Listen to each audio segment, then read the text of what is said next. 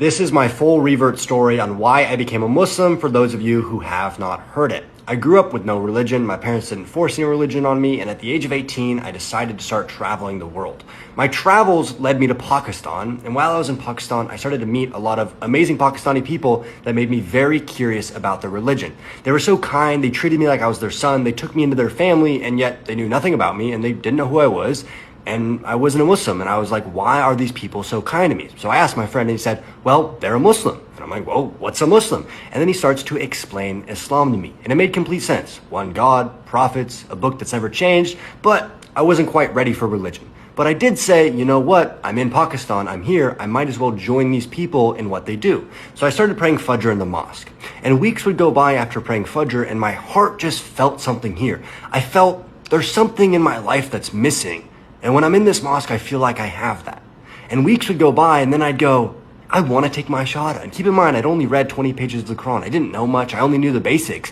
But my heart felt something. And this went on, and this went on. But I wouldn't take my shahada. And it started to increase. Days would go by, I'd go, Canyon, go take your shahada. Go do it. And then I wouldn't do it. And then one day I'm sitting there. It's after Fajr. And once again, I tell myself, Canyon, go take your shahada. And I don't do it. And as I'm walking home, I go, God, if Islam is the one true religion, please show me a sign.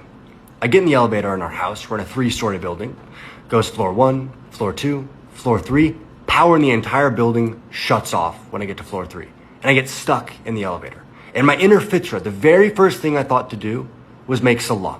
I started praying. For 20 minutes, I said, God, please guide me. Please show me the truth. Please give me a sign.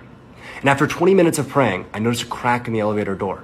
And I noticed that even though the power was off, and even though I was trapped in the elevator, I could open the elevator door. You'd think if you get stuck in an elevator, right, the first thing you do is see if the door opens. No, the first thing I did was pray.